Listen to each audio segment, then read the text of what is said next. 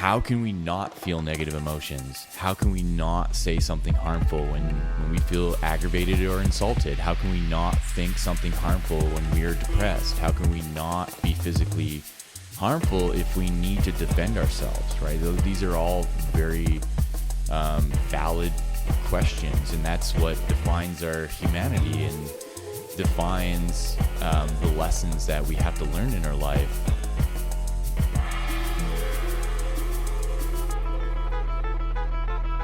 The Yoga Connection with Zorananda is a deep dive into the world of yoga, exploring the rich history of tradition, methodology, and practices both ancient and modern. Follow along as yoga is explored through solo episodes to guest interviews to understand its vast reach around the world.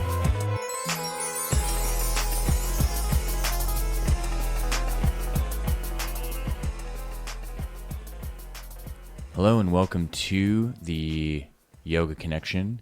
My name is Zorananda, and today we are diving into the first part of the Ashtanga Yoga series. We're particularly now getting into the Yamas. And the first Yama is Ahimsa. And this whole episode is going to be about Ahimsa. And so we have a lot to unpack here. This is one of my favorite to get into, I think, out of all of the Yamas and Yamas. So these are like the moral do's and don'ts of the yoga practice.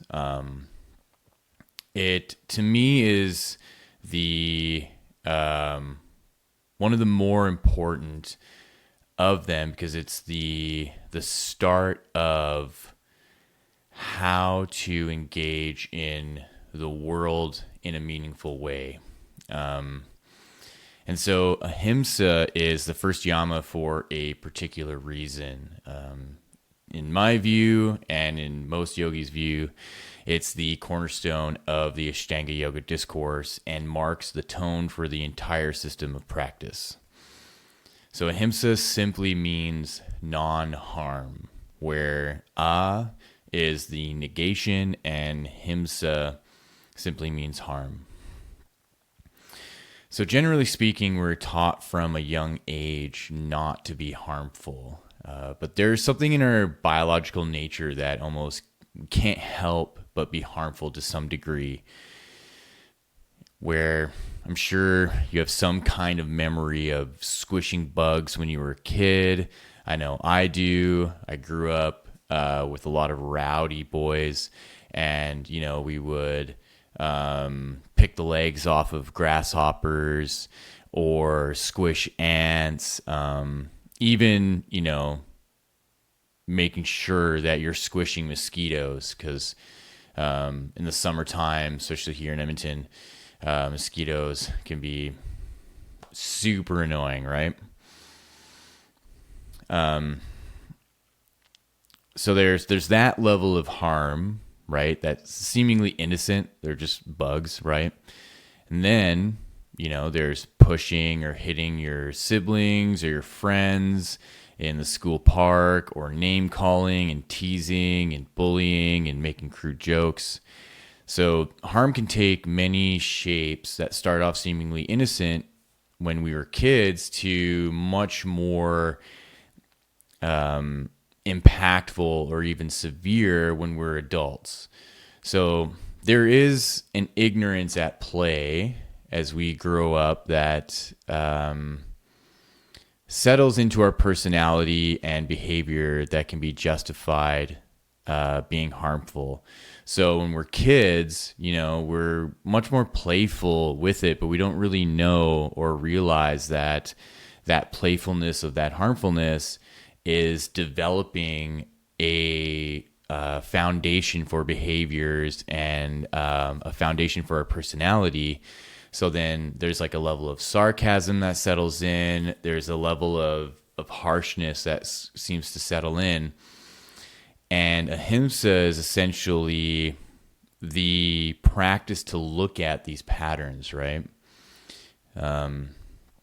So this is what makes Ahimsa quite complex, and the reason why it's one of the more important concepts in the Yamas and the Yamas. The complexity of Ahimsa is due to its influence not only on physicality, but on our mentality and emotionality as well.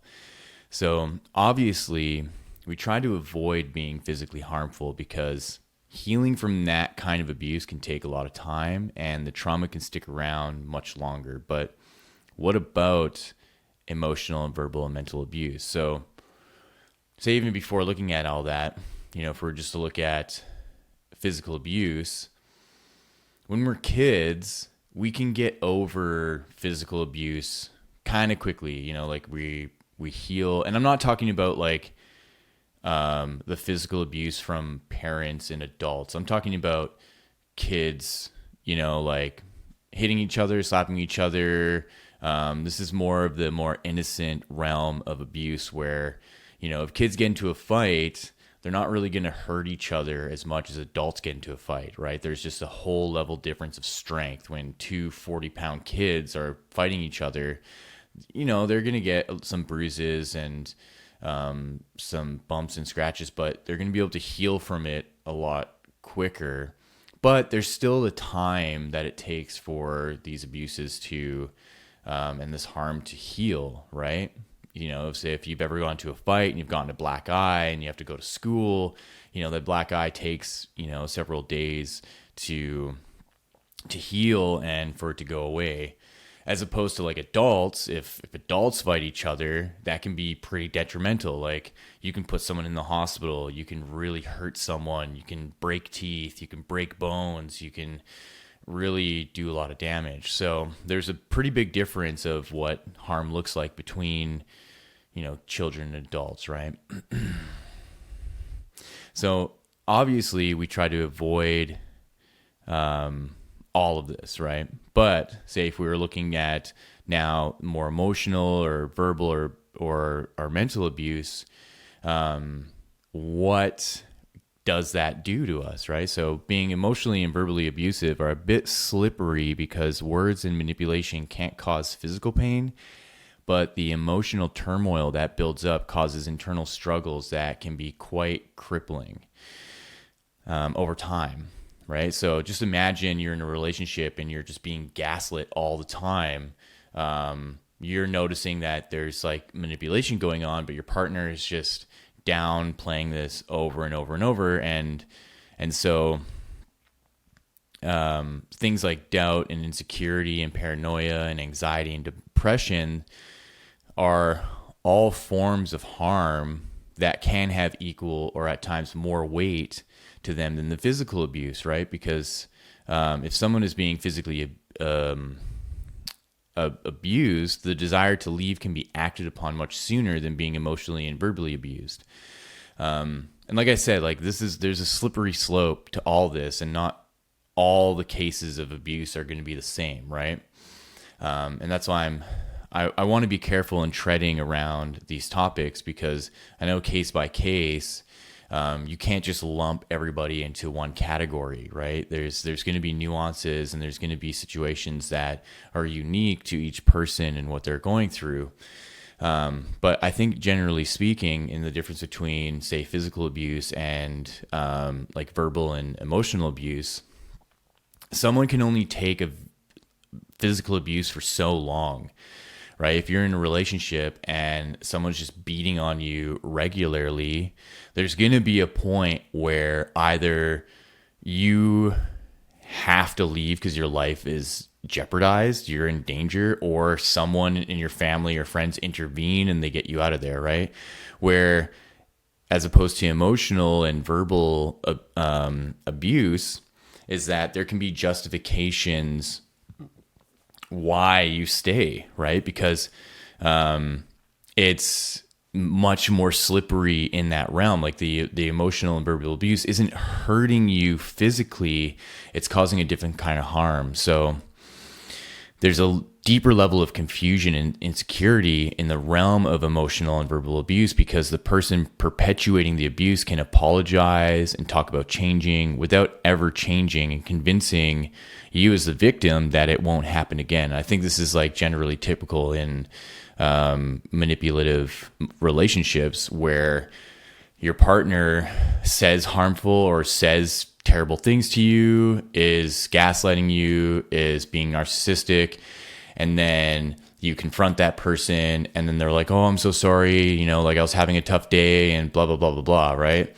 And so then there's this cycle that can be repeated pretty easily with your lack of discernment of standing up for yourself and being like, hey, this can't happen anymore, because we use something like love as a justification. Oh, I love this person, and I've been with them for whatever amount of time, and I think that they can change. But then there's really no discourse on acting on change. And that's a part of not having something like Ashtanga yoga or Ahimsa as a practice, right? So if you are a person that's ignorant to these things, you're not going to think about what you can do to alleviate the abuse that you're administering to others or to yourself, because you don't have that filter in place to check yourself and to be like, oh, should I make this decision right now? And it all stems back to, like I was saying, like when we're kids and we're developing our personality, we're developing our behaviors, that a lot of these traits just get ingrained, and it's a part of our personality. It's a part of who we are. And we just can't help but act that way and justify it because we think that we love the person that we're doing this to, or that person loves us. And so it's kind of okay to do these things, right? So,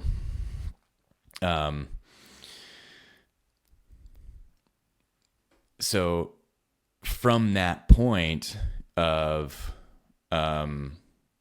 being a victim to another person's abuse, there's then being a victim of your own abuse, of your mental abuse, of your own emotional abuse.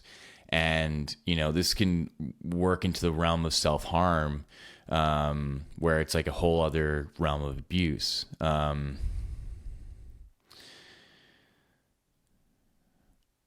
And so the tricky thing about Ahimsa and really being aware of what kind of level of abuse is happening. So now shifting from like an outward abuser abusing you to your own abuse and what you do internally that people don't even know, right? Like you can live a life that people see as wholesome and seemingly perfect. You have your friends and you have your family around you, and they're looking at you and they're like, wow, you have your life together, you have a career, you have all these things going, you have a family, or even if you're single and it's like you have these passions and stuff like that, that on the outside, it looks like everything's perfect and you present yourself really well, but all the while you abuse yourself internally. How many times have you looked in the mirror and judged yourself? I know I have. I know I had an issue growing up, like especially out of my teens and into my 20s, where I was very underweight. I was depressed and really didn't know it. I was coping with smoking a lot of weed and going out and partying and drinking. And I had body image issues and dysmorphia, and I was had some weird eating disorder that I didn't even know about. And so I judged myself whenever I would look at myself in the mirror. I'd look at myself and be like, I had, at that time I had terrible acne. I was really skinny, and I, to some degree, just really hated myself. But when I would show up to parties, when I'd show up to my friend, like no one knew, right? Because I could mask all that and I could present myself as if, I was an outgoing person and I had confidence, even though there was this internal abuse. And that internal abuse is a slow poison. If it's unchecked, it's like this slow drip of venom that maybe in your earlier years, it's not having that much of an effect on you. But over time, over a lifetime of these small cuts of harsh thoughts and at times overt negative self-talk, it builds up to a level of self-harm that can lead to bitterness, resentment, and possibly even physical self-harm. And luckily for me, I never got to that point, but it does affect and get to that point for others. And this is the great thing about having Ahimsa as the first Yama, because it's directly addressing these very real human qualities. So all of what I mentioned so far is what Ahimsa can address, right? So then Ahimsa becomes a choice, and the choice is no longer to cause harm. So that's the very basic of it. It's just a choice. I do not want to cause harm. I do not want to cause physical harm, mental harm, emotional harm, or verbal harm. And this choice is what makes taking Ahimsa as a practice actually quite difficult, because you have to do an audit of everything. You have to look at, where am I causing physical harm in my life? And you want to start with more of the personal human things. So like, what am I doing to harm myself? What am I doing to harm others? And physically, mentally, emotionally, and verbally, right? So this means you only think, feel, speak, and act to cause joy and upliftment. But that's asking quite a lot. Like, imagine where you now have to make this significant shift in your life where you audit every single thing you say, everything you think, you feel, and you do. But like I said, like, that's asking quite a lot. And the excuse to not uphold Ahimsa perfectly is that we are human. Like, how can we not feel negative emotions? How can we not say something harmful when we feel aggravated or insulted? How can we not think something harmful when we are depressed? How can we not be physically harmful if we need to defend ourselves, right? These are all very valid questions, and that's what defines our humanity and defines the lessons that we have to learn in our life, and just being a normal person, right? Because we're not going to be perfect. We're not going to be able to spend every day, all day, contemplating and thinking about these things, because we have demands in our life, right? We have a job to do and to work at. We have a family. We have friends. We have our passions. We have all the things that create stress and demands on ourselves. That then to have this practice of Ahimsa where we're not allowing ourselves to really actually just be an imperfect human can be a lot to take on, right? So these questions were prominent in the mind of Gandhi when he was faced with the giant, seemingly impossible task of seeing India liberated from the British Empire. So now in this point of the conversation, I'm kind of shifting into really the history of the use of Ahimsa through the lens and through the influence of someone like Gandhi and Yogananda, because they bring up points that are very relevant to like who we are as humans, right? So especially these questions that I stated before, like navigating negative emotions and being able to control our whim of being harmful, right? So Gandhi held a strong position that Ahimsa is paramount to leading a holistic life, and that non-harm went hand in hand with truth. But even Gandhi admitted that it's almost impossible to be completely harmless. This life is inherently built on a level of harm. And he says that, quote, "It is impossible to sustain one's body without the destruction of other bodies to some extent." And that makes sense, right? We need to eat food. What is the food that we eat? Primarily fruit, plants, and animals, and animal byproducts. And so, whether you're a vegetarian or not, even just the picking of fruit and the cutting of vegetables is a level of harm, but it's obviously a less impactful harm than eating animals. And that is a whole debate in and of itself. The whole veganism debate is huge, right? And it's complex in and of itself. We're not really going to get into that too much today. I kind of have a write-up of what I want to get into, but I do want to point out that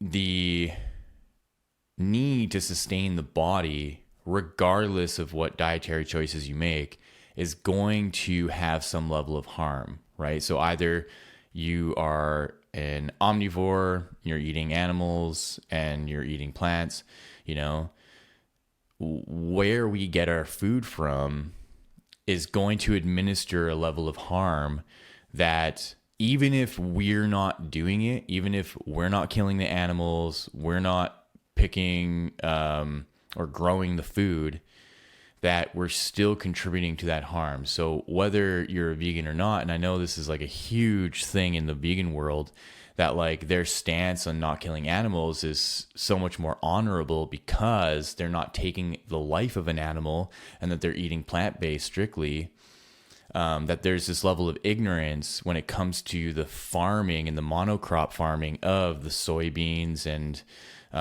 whatever it takes for them to get their proteins and their nutrients, that there are a lot of animals that are still being killed on those vegan farms, or not vegan farms, but on those monocrop farms that is producing the plants for their vegan foods. And so we're going to be faced with the dilemma regardless whether or not there's a degree of harm that is going to be necessary. And that's really the topic that I'm getting into here with Gandhi and Yogananda, is that you can't avoid harm 100%. There's going to be harm. And so how you decide what is noble and honorable is going to be based on what your duty is as a human in protection and ensuring that the loved ones around you and you are upholding Ahimsa, and that there's going to be some kind of harm that's going to take place in order to fulfill that protection. So I'm just going to see where I'm at here, because I kind of went on a rant. So I'm just going to reiterate that quote. "It is impossible to sustain one's body without the destruction of others' bodies to some extent." And that's just harm on a personal level, right? So harm as a fundamental quality of humanity expands to the individual to societal. In order to sustain your life, you need to cause some kind of harm to plants and animals to eat, like I said. In order to protect and defend yourself and family, some kind of harm must be administered to defend yourself. And Gandhi admits as well that when faced with the dilemma of a home intruder, that defending yourself and your family is a more noble act of ahimsa, where your family is saved from harm, even if that means you bring harm to the criminal costing your home. That ahimsa and cowardice don't mix. You can't say you're upholding ahimsa, but through the vein of being a coward and running away. So essentially, if you were to look at ahimsa and what Gandhi is saying here, that even though he's like very staunch that like you have to uphold ahimsa, he's also saying then, but you can't be a coward. If someone's breaking into your house and you're with your family and you run away and your family is then harmed and your house is ransacked, you can't turn around and say, "Oh well, I did it because I didn't want to cause harm to the criminal who's who's breaking in," right? Gandhi's like, "No, you defend your house, you defend your family from the criminal, and that even if the criminal has to be harmed in order to stop that, you are upholding ahimsa in a greater way because you're protecting your house and you're protecting your family." So there's more of there's more honor in that, and that if you chose the route of cowardice, that you actually caused more harm. That even though that criminal may not have gotten harmed, that there's harm in allowing the criminal to stay as a criminal, and that person is going to, in some weird twist of things, actually enable more harm, right? And so this is really like a human dilemma. We are faced with this all the time in what we should do. But generally speaking, I think we're taught the value of this. And this is the cool thing about these philosophies that come out of India, is that it seems to be global. It seems to be a part of our humanity, no matter what culture that you're in, that when you have a family and you have a household and you're tasked to defend it, you're tasked to make sure that the livelihood of that household is maintained, and that whether you're in any part of the world, you talk to anybody, they're going to have some teaching, they're going to have some moral upbringing that tells them, like, yeah, if someone's breaking in, you beat the shit out of them. Like, you don't just let them ransack you and then say and turn around and be like, oh, like in a view of righteousness, like we didn't need those things and that person needed them more, and like, no, that's not the right thing to do. And even according to Gandhi, he's saying that's not the right thing to do. And so this was a prominent point in the Bhagavad Gita as well. And the Bhagavad Gita is something that like Gandhi derived a lot of his teachings out of, because that's really the source of a lot of the discourse around the Yamas and Niyamas. And Krishna points out to Arjuna that it is his duty as a warrior to fight in the war of his family. So the whole story of the Bhagavad Gita is that there's this family that's split into two factions, and they go to court to basically demand for the rights of land, and the court can't be settled. And so one side of the family that is the bigger side, it has, hundreds of relatives, and the other side that just has like this small group of, I think, like 12 brothers and a small family. And the bigger family is like, okay, well, we're just going to attack you. Like, we have the bigger army. We're just going to take it. And so then it's this battle of a kind of like a righteous war of what's the right thing to do. And so Arjuna is on the side of the smaller family, but he has cousins and relatives on the bigger family. And so he's faced with this dilemma where he was born in a warrior caste. So he's this archer, and he's tasked with defending this onslaught from his other family. And the dilemma is that he doesn't want to kill. He sees his guru on the other side. He sees his cousins. He sees like uncles, and he's like, I have to kill these people, right? I have to defend my brothers and my family here, but I can't do this, right? And Krishna shows up and is like, you have to do this, right? So Krishna points out to Arjuna that it is his duty as a warrior to fight in the war of his families, that by denying his duty and not defending his family and honor, he would cause greater harm to his country. Arjuna's stubbornness to fight wasn't rooted in a true sense of ahimsa. So he's thinking that like, oh, I'll just, act on ahimsa and cause no harm.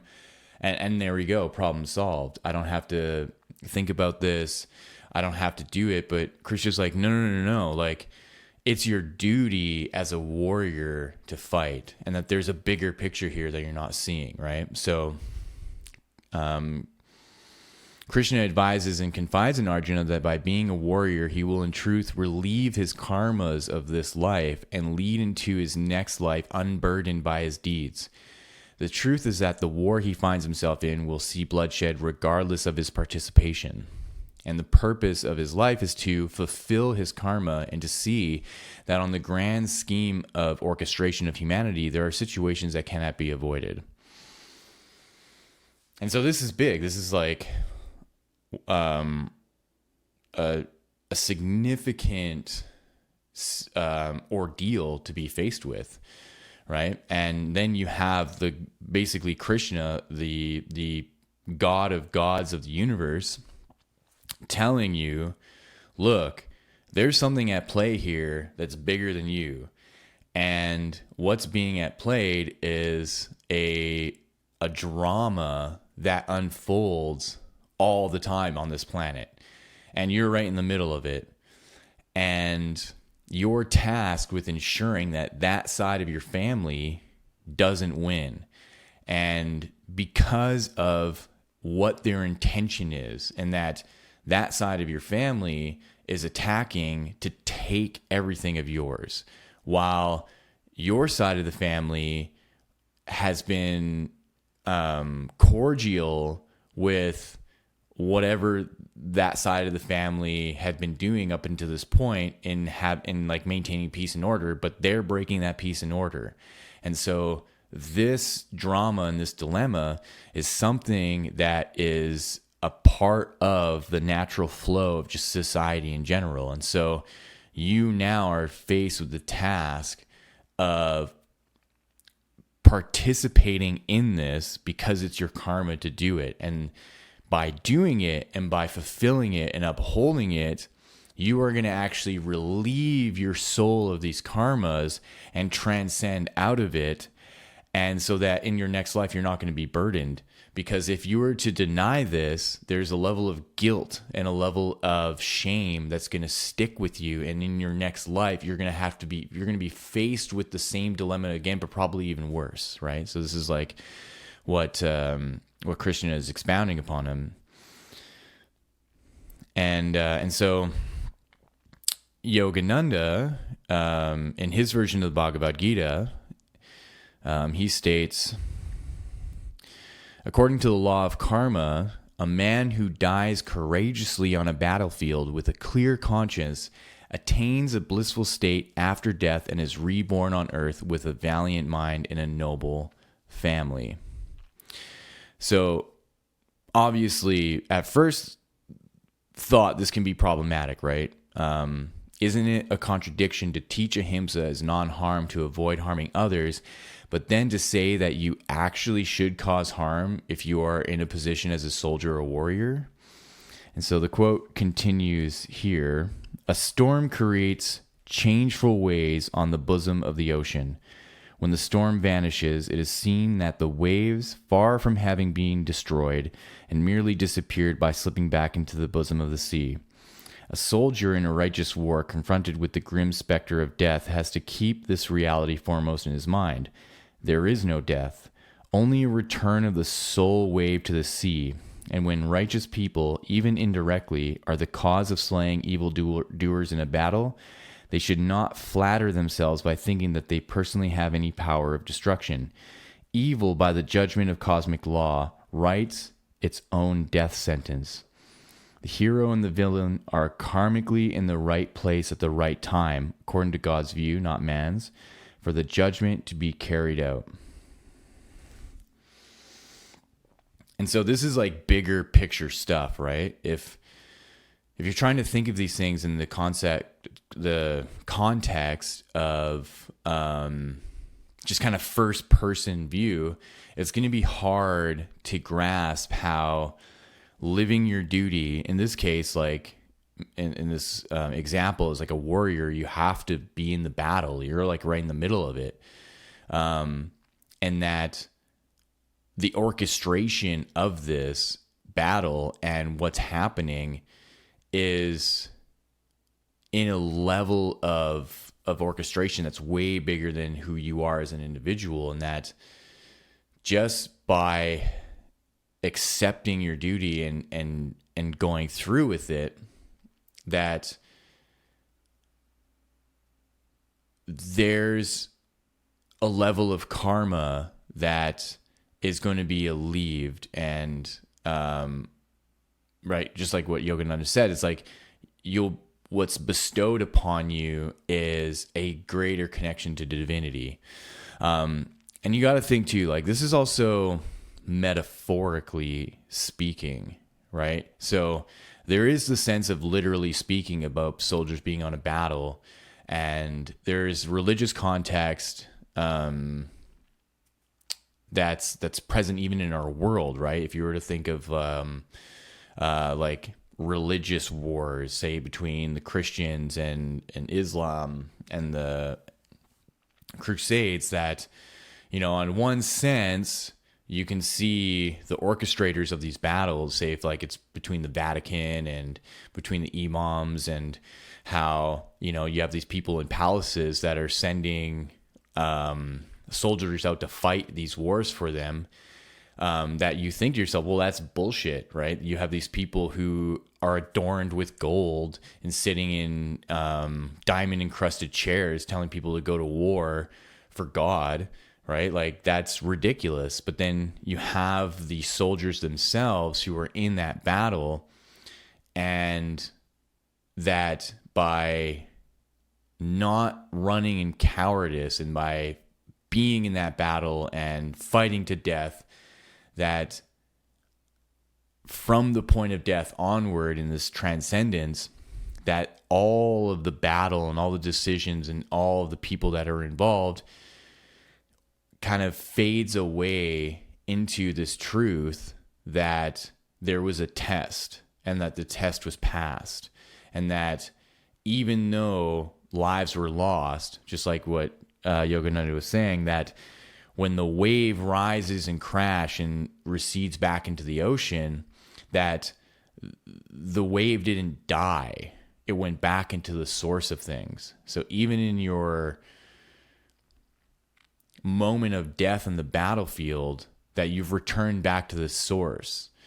And this is what makes this whole topic quite complex and challenging to really understand. And that's why they make it first. Like, before you get into any of the yamas and yamas, deal with this. Because like, you have to come to terms with what it means to be noble and to face this great dilemma of what it means to cause harm and to avoid harm, right? So this is really the complexity of Ahimsa, and so and it's something that philosophers and Indian mystics have been debating for hundreds and hundreds of years, and you know, so at this point, you know, take a look at your own life. I would assume that you're not a warrior on a battlefield faced with the dilemma of taking another life, but you have your own battlefield. And that battlefield, you're faced with the dilemma of duty and purpose.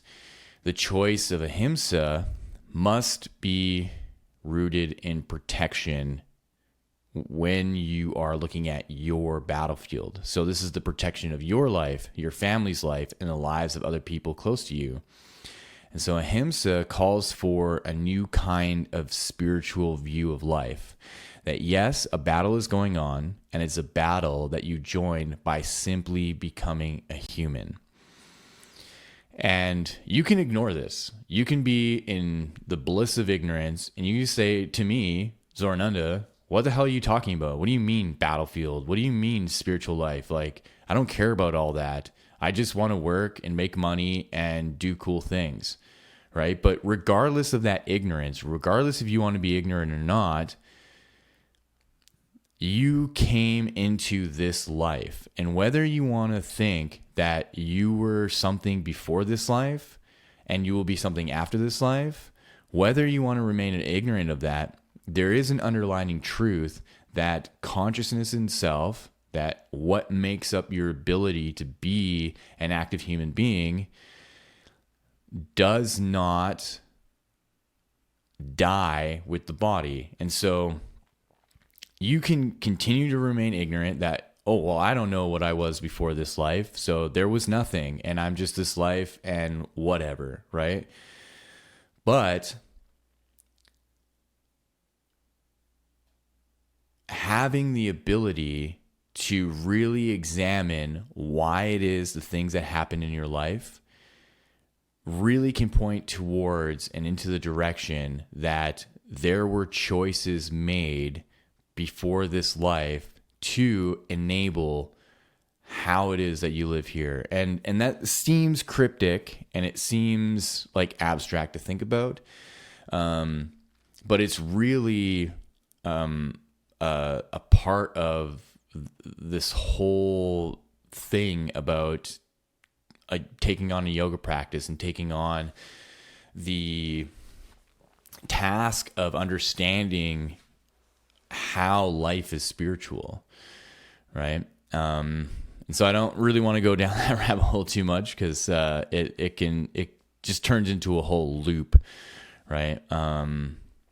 So like I said, Ahimsa calls for a new kind of spiritual life that, yes, a battle is going on, and it's a battle that you joined by simply becoming a human. And here, Yogananda states, let me just find this here. The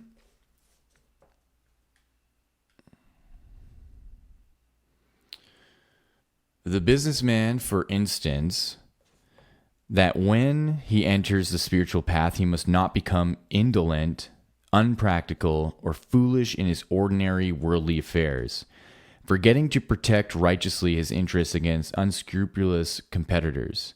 He can practice unselfishness without neglecting his own necessary interests. A businessman who through foolhardishness and false spirituality declines to fight a righteous business battle will surely lose the glory and the success befitting his position. By his neglect of business laws, he invites the state or, quote, sin of uncalled for losses and failures. Nor should a businessman rob Peter to pay Paul, that is, make money dishonestly in order to use it for philanthropic purposes. One should earn his living honestly and should fight all crafty business competition that tries to paralyze him. It is possible to be unselfish and non-attached to possessions without supinely permitting others to trample on one's rights. A spiritual businessman who allows unethical persons to crowd him out of existence is guilty of tolerating injustice and thus of permitting evil practices to spread in the business world. In short, nearly every good businessman must be, in modern competitive life, an embattled warrior, the moral man, one who tries to subjugate the seemingly uncontrollable proclivities of the senses, so trains them that they rejoice in his true happiness and not rebel against it. So, in this case, it's important to realize that we must accept that harm to some degree is inevitable, but that harm is a lesson to eradicate evil, just like what Yogananda was saying. Ahimsa is to protect the good and strive towards a deeper connection to divinity. While necessary harm is to protect against evil and to unveil to that evil its wrongdoing will always be powerless to the divinely connected and ordained person.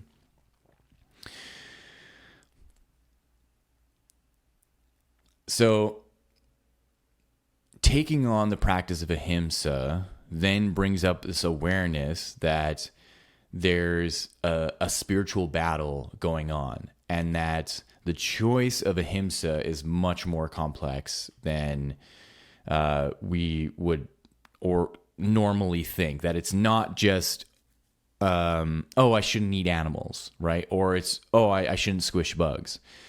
That now it's a navigating of participation in family and life and society, that as soon as we start to exercise our decisions to live a spiritual life and to look at the duty of our purpose, and the duty of our purpose is actually quite clear. It's exactly what you're doing right now in your life. It's what your job is. It's what you're going to school for. It's the friends that you have and why you have those friends.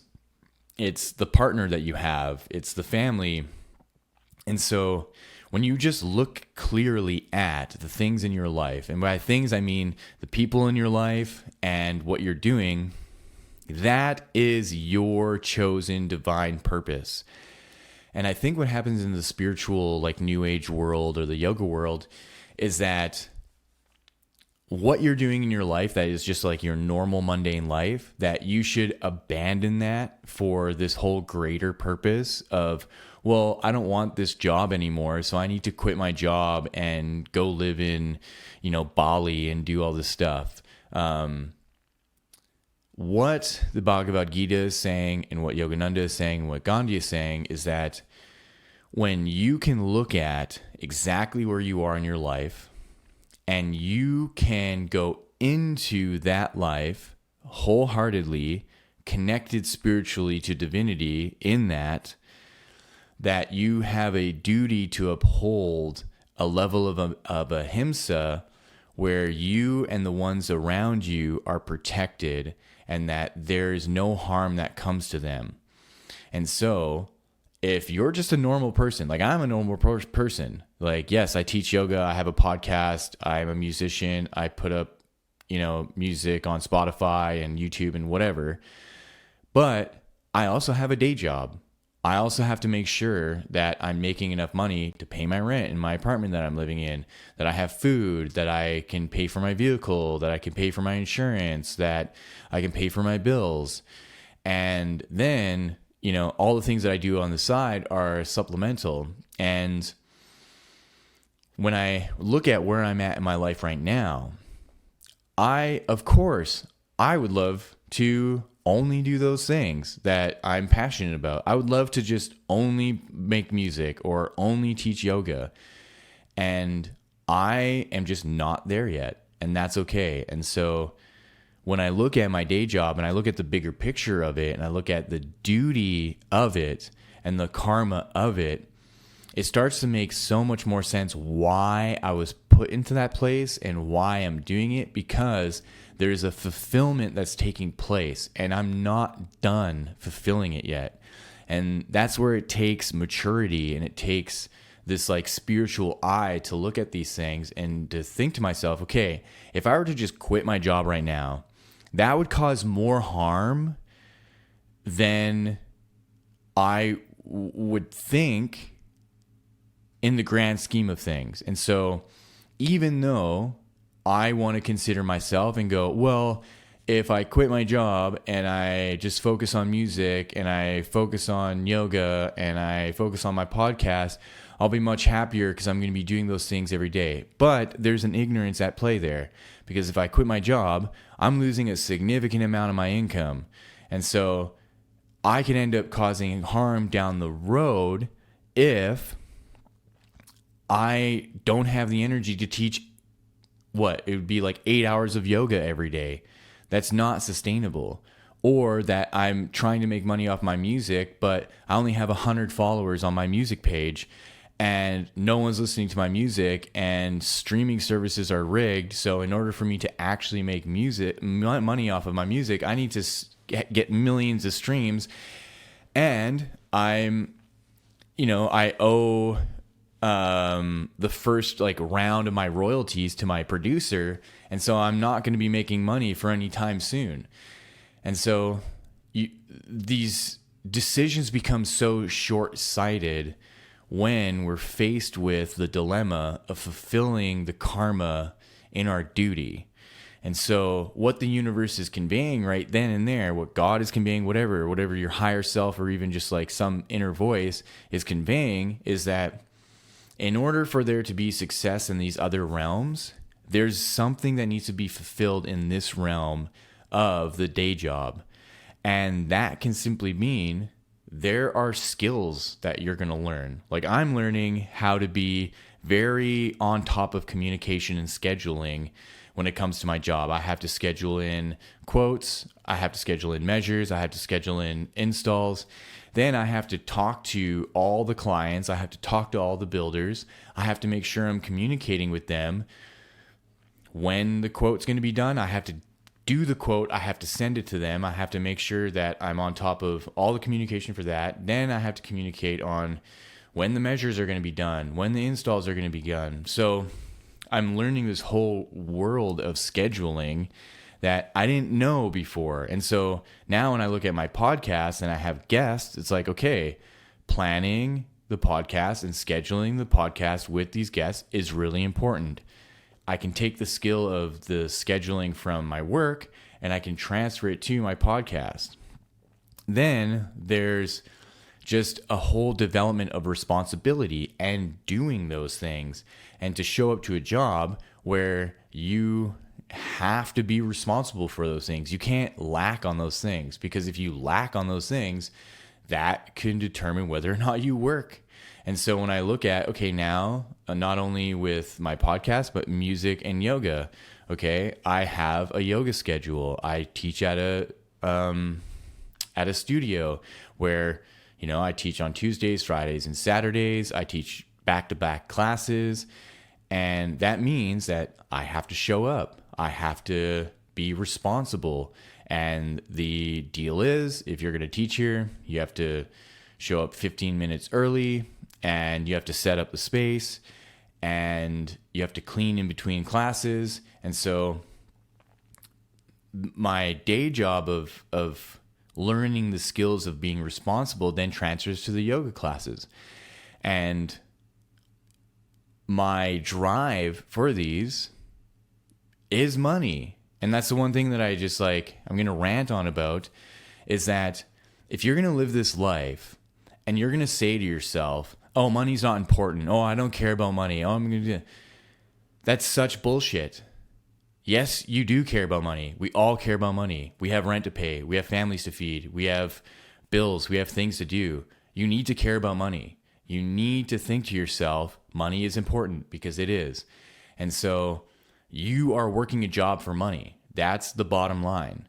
And it's okay to enjoy working to make money. And so I had this whole dilemma in me about teaching yoga, because I was like, well, I don't like how the studios are doing it. I don't like the model. You know, I don't want to teach for money and blah, blah, blah. I had to let go of all of that and say, you know what? People are paying to show up to a yoga class to exercise and to connect to themselves and to make a healthy change in their body, in themselves. And so the people that show up that pay, they're happy to pay. They want to pay for those things. They know that in order for them to get a good class, in order for them to get a good teaching, they need to pay. And so for me as a teacher, now it's much more healthy and it's much more harmless for me to be totally stoked about that and be like, yeah, come to the yoga classes. And so I had this dilemma in me where I would teach in these smaller studios where no one would come. And I would ask myself, like, well, what's happening? Why aren't, people showing up to my classes? And it's because I had this belief that I shouldn't be doing this for money. And so I'm teaching at studios where it's trying to attract people who don't have money to show up and take these classes. And I'm like, oh, well, that makes sense why it's not working out.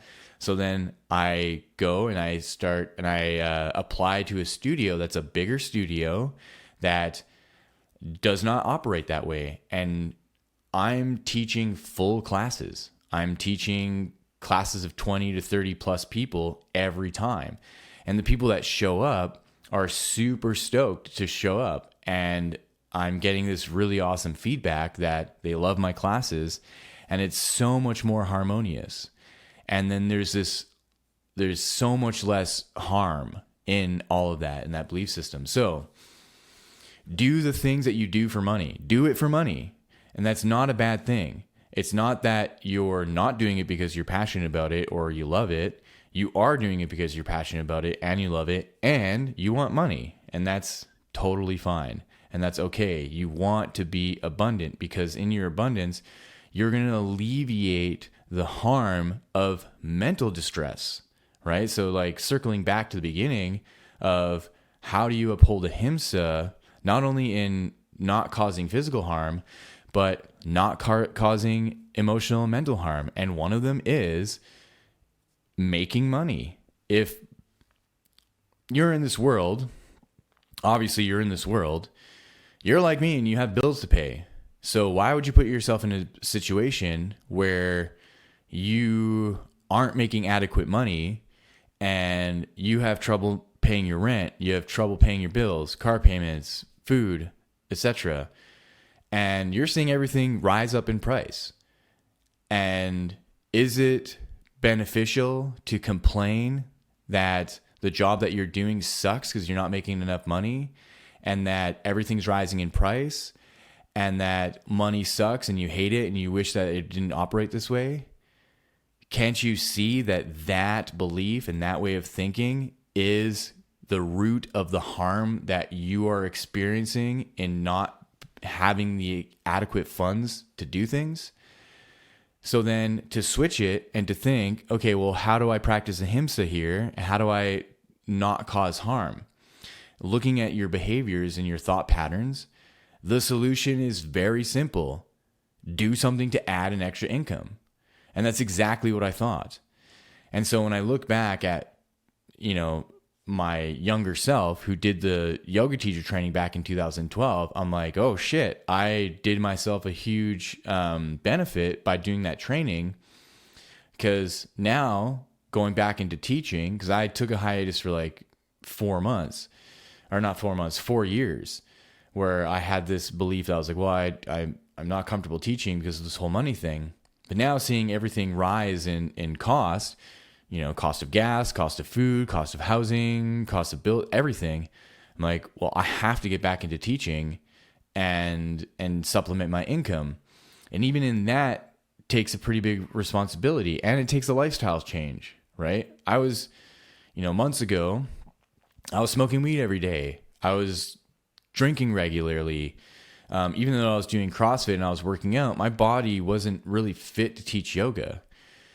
And so I had to make a lifestyle change. I had to change the way that I eat. I was eating shitty food. I have to change the way that I eat. I have to eat cleaner, stop smoking, stop drinking regularly, get back into my yoga practice.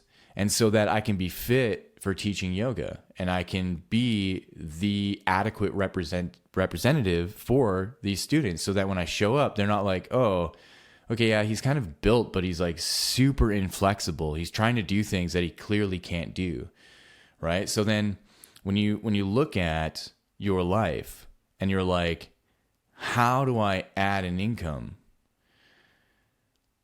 It means being really clearly realistic that is just adding a part-time job. And that sucks, okay? That can suck because it takes time away from extracurricular things. Like for me, I teach Tuesdays, Fridays, and Saturdays. So the Friday and Saturday, sometimes on a Friday night when I want to go out and do something, I'm like, well, I can't because I work all day. On Fridays, I start at 7, end at 3:30. Then I teach 5:45. Then I teach 7 o'clock. And so basically my day is done at 8 p.m. And then there's a show going on or there's an event. And I'm like, well, I've got to be up at 6 or 7 o'clock the next day to teach yoga, to teach an 8:15 class. But the thing is, because I'm on this wave of, I want to make money. I want to make as much money as I possibly can. Not only do I want to make money, I want to make a good impression on the studio. I want to make a good impression in my work. I want to make sure that my manager at my work is seeing that I'm fucking hustling. And I want the studio owner to see that I'm fucking hustling. And so then it's easily justifiable for me to make the wages that I do and to get the classes that I have and to get workshops and to grow because of the way that I'm hustling. So if that means that I don't go out on Friday night, then I don't go out on Friday night. And if I'm managing my life well enough and I know I'm feeling good, I know I'm healthy because I'm not smoking anymore, I'm not drinking, I'm eating healthy, that after my whole long day on a Friday, I can go, you know what? I can go out to a show like I did last Friday. I can go out to a show and I can go to bed late on that one day because I know I'm going to wake up. Yeah, I'm going to be a little bit groggy, but I know I'm going to wake up. I'm going to do my practice. I'm going to go teach yoga and it's going to be great. And so to kind of wrap up this whole rant, basically I want to live a life where I encourage people to step up, that you can make an audit of all the things that you can do, of that you're doing, and there is time and room to change things so that you can be much more abundant in your life. And so then when you're looking at the idea of harm, it's going to be much more harmful to you and your growth if you just stay stagnant where you are. And so the way that I like to encourage people, instead of being like, oh, you need to quit your job and you need to start this course so you can make $30,000 a month. Like, is that realistic? I don't think so. And so I'd rather point towards what is actually realistic for you is stay at your job, work even harder, work even more. And that's not to prove anything to your boss or your managers or HR or whatever job you are. It is a level of personal development. It is skill development that when you can take on the responsibilities that you have in your workplace and you can go over and above that, the idea to then go, okay, well, I'm learning much more because I'm stepping up and I'm not doing it because I need to get a raise in this place, that I'm doing it because I'm learning new things and I'm getting better and I'm becoming more responsible. And then there can be an opportunity to apply at a new place and be like, look, 3 years ago, I would never have been able to apply at this new job because I didn't have the skill sets to get there. But because of my diligence to really stick to the duty of bettering myself, I now have the skill sets to confidently apply to these new positions, say at another place that has a better wage, and get the job. And so it's about leveling up, right? So when I look at my life and where I'm at, I'm fortunate to be working in the place that I'm working at, and I've leveled up to get to that place and the wage that I have. And then so when I look at now teaching yoga and adding that that income, now I look at leveling up in that space. So I'm like, okay, I'm making this amount a month teaching 6 classes a week. How do I increase my income a little bit more? Okay, start doing workshops. Okay, I have a workshop booked. I'm going to be doing it at the end of the month. Now I need to prove to the studio owner that I can fill that class. I can run it successfully. And then I can go to her right after and be like, look, I want to do this workshop again. I want to do it at the other studios. I have a series. And so then when I do pitch my ideas, it can land much better. And I can see the growth that's going to happen. So how I want to tie Ahimsa into that is viewing where you are and striving for growth is going to naturally induce less and less harm, right? So I'm going to leave it at that. Otherwise, I can just continue on ranting and ranting. I'm fired up. I drank like 2 cups of coffee. So to wrap up here, the path of Ahimsa is to first initiate the choice of non-harm. in small ways to not harm living creatures and plant life and the daily walkabout of life, not squishing bugs if you don't have to, not damaging plant life. Then to more personal ways of avoiding harmful language, not being emotionally or mentally abusive, and not being physically abusive most of all. Then to the more complex sense that there is a greater honor and respect to ensuring your loved ones are protected and that are not harmed by exercising a righteous and noble harm to any perpetrator who wishes evil deeds upon you. If that's in the realm of business, or if it's in the realm of business or actual criminal conflict, knowing what the right thing to do is crucial here. That choice really shouldn't be influenced by anyone outside of you or those close to you. So you know what your duty is. You know what the right thing to do is. And sometimes that knowing is clouded by judgment or clouded by confusion because of external influences, if it's through the media, if it's through authority, if it's through people around you. Usually loved ones who are really close to you can actually be helpful in showing you who you really are and to encourage the knowing within you. I'm talking about more of like, people we see on social media or maybe acquaintances or people that don't really know us that kind of give weird advice sometimes of what to do. And they're only really giving that advice because they want you to do what they couldn't do, or it's really biased.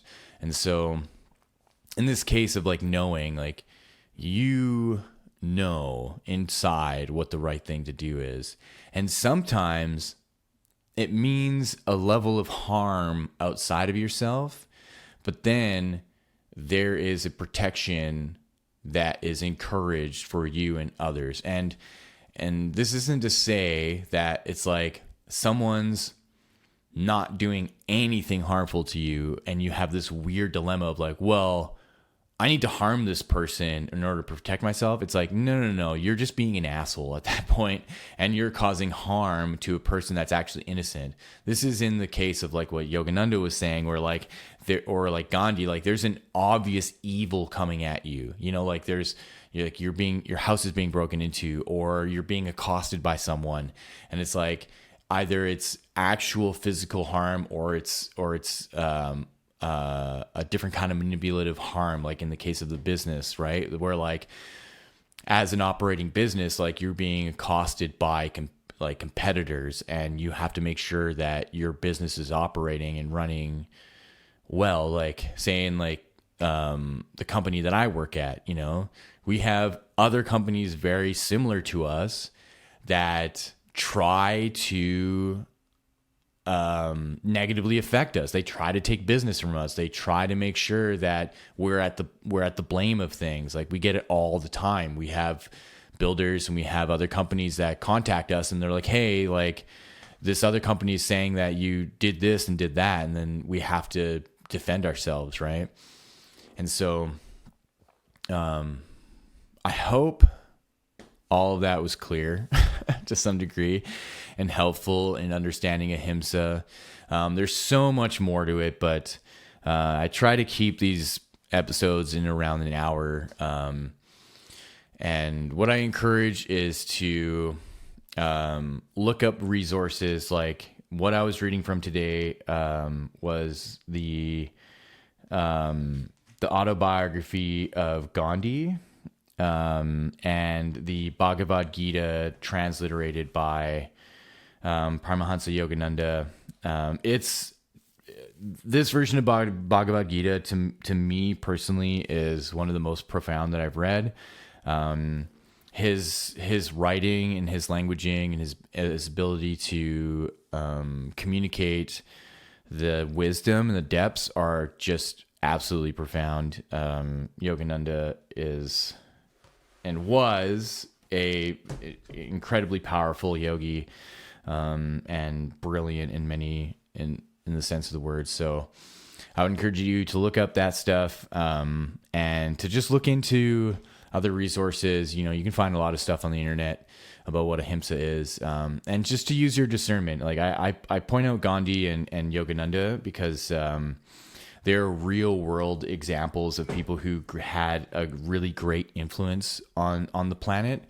It's really easy to go on the internet and you find just like discourses of Ahimsa from people who are just kind of regurgitating things. So I found that, out of all the noise of the yoga world, that Gandhi and Yogananda are these like beacons of light, because, Gandhi has this track record of really doing an amazing job of helping India be liberated by the British Empire. And then Yogananda has this huge influence of bringing yoga to the West. Like, he was one of the first yogis to actually step foot on American soil and in the Western world, and to bring a discourse of yoga that is still to this day very powerful. He's got many amazing books and lectures, and he has temples all over the United States through the Self-Realization Fellowship.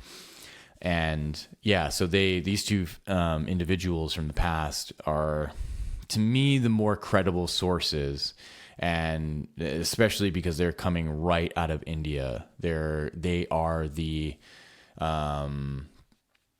pundits of what Ashtanga yoga is and can be. And so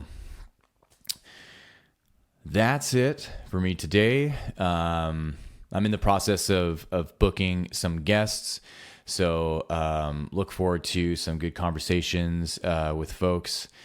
And I think the next episode next week will be on the next Yama, which is Satya, which is truthfulness. So there'll be more stuff from Gandhi and Yogananda. I think for the most part, I'm going to use those two to go through the Yamas and Yamas.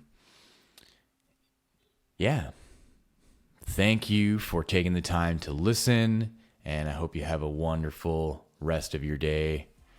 Thank you, and enjoy.